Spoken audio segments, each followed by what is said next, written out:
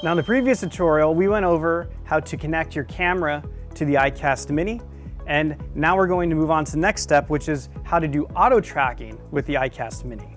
So our camera's connected, and all we need to do now is turn on tracking. So we can either turn it on here at this tracking selector on the auto tracking menu, or more conveniently from the home screen. So let's go ahead and turn on tracking.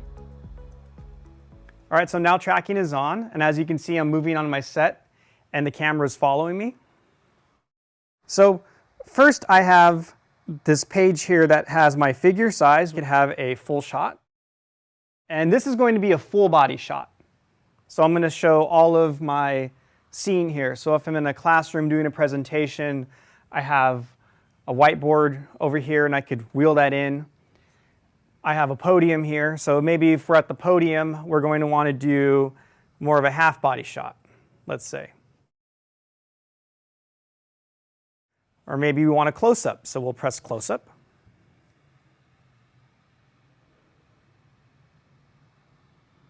All right, as easy as that. So next we have a selector here. So if we have more than one person on our set or on our stage, we could use this selector icon to go left or right, and then when we have the person that we want to track selected, we hit the select button.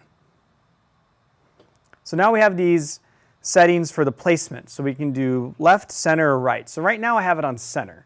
And let's say I wanted to bring in a PIP. So I would go ahead and press left, or I can press right. So then I'll go ahead and select on the PIP mode, PIP with the presenter as the priority. And now there's my PIP.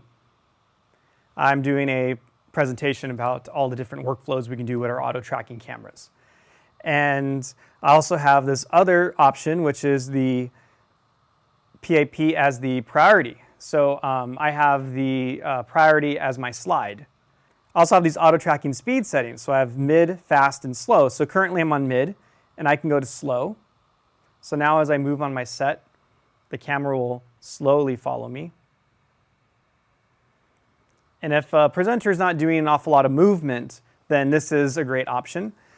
All right, and then in the auto tracking settings themselves, we have auto zoom could be turned on or off. So what this does is it will zoom in and out to reframe me. So right now I have it set on a close-up. Let's go ahead and go to a half body shot.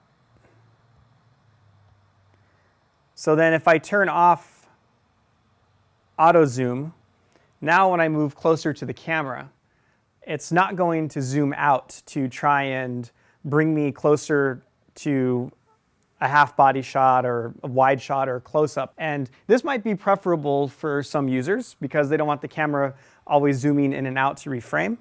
And then auto tilt will not move the camera up and down, it'll stay fixed.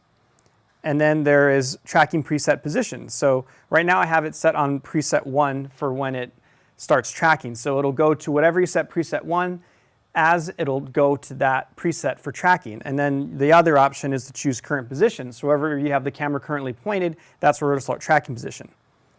The detected indicator will be the green box that will appear when you have multiple subjects. And usually on one person, the box will not come on. It'll automatically start tracking that one individual you have on set. But if you have multiple individuals on stage and you want to make sure you see that green box so you can select the proper person, you can turn that detected indicator on. On the default, it'll go off as soon as the person that you have selected is locked in, then it'll immediately turn off. And then we have the OSD reminder. And that will let you know when tracking starts in the upper left corner of the screen. There'll be a tracking indicator text. You want that off when you do any kind of live stream. Here under camera, we can set our presets. So this is pretty much what I have preset 1 as. So we're going to go ahead and store this as preset 1. And then now we see that there is a thumbnail populated. So I know what preset 1 is when it points. And then now for preset 2, let's say I want to move it over to the whiteboard. When I'm going to go present in front of the whiteboard, now that's preset 2. You can go ahead and repeat this for preset 3 and 4. Now for PIP, here we can move the PIP window. We could increase the size and we can move it up, down, left, or right.